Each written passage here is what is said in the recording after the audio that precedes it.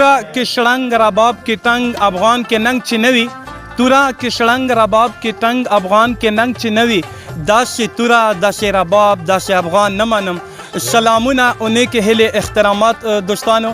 پروګرام دی خیبر ولس نور لمین افریدي سره دا مهال زه موجود یم ضلع خیبر لنډي کوتل سلطان خیلو مزرینه پسمنده علاقه کې د اشار په غرونو په لمن کې ناست یو او کتونکو نن تاسو ته په سکرین باندې به تاسو ته په نظر باندې راځي چې دلته په لنډي کوتل کې او بل په سلطان خیلو په سیمه کې د صحیا لپاره دومره ښکلی ځای جوړ شو چې دغسې کې د ګڼ شمېر ورته خلک راځي مختلفو علاقو نه او دغې سره د موسیقي موږ سره په دا وخت خلک راغلي هم موجود دي.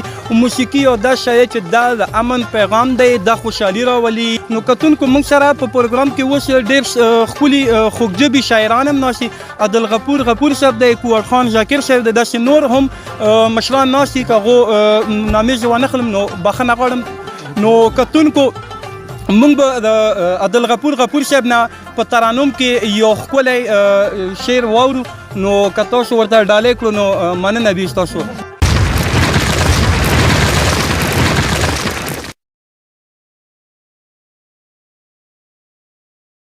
والا خبر دے گورا کچرتا میں پڑا کو مرور دے والا خبر دے یار دی دل پتم وزم مازی گر دے والا خبر دے گورا کچرتا میں پخلا کرو مرور دے والا خبر دے والا خبر دے.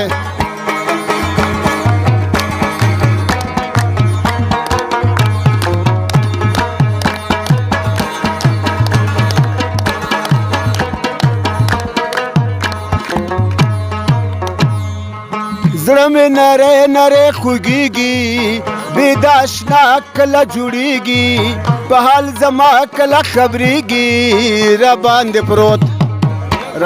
پروت اشنا غم لکه دګر دی زړه نه مې یو والا خبر دی ګوره که چېرته مې په خوله کړو مرور دی زړه نه مې یو والا خبر دی زړه نه مې یو والا خبر دی.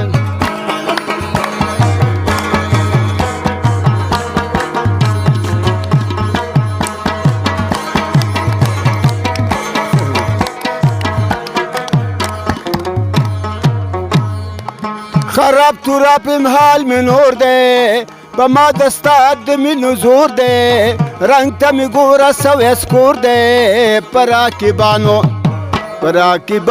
میں جڑ شوے لو اختر دے کنا زړه میں یو والا خبر گورا کچرتا میں پخلا کرو مرور دے زړه میں یو والا خبر دے زړه میں یو والا خبر دے.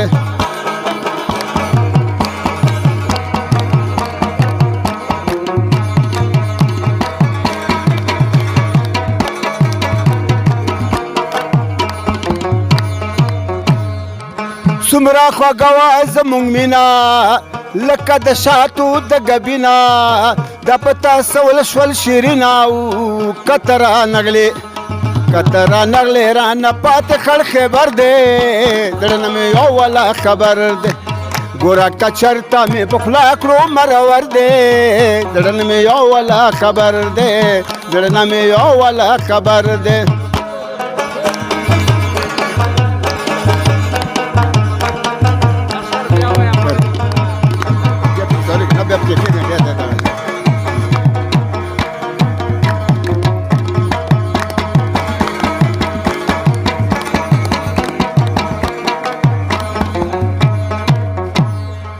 د زغپور یم ناقراره سلګې وهم خپله یاره روح مې روان د رب د پاره وي رضا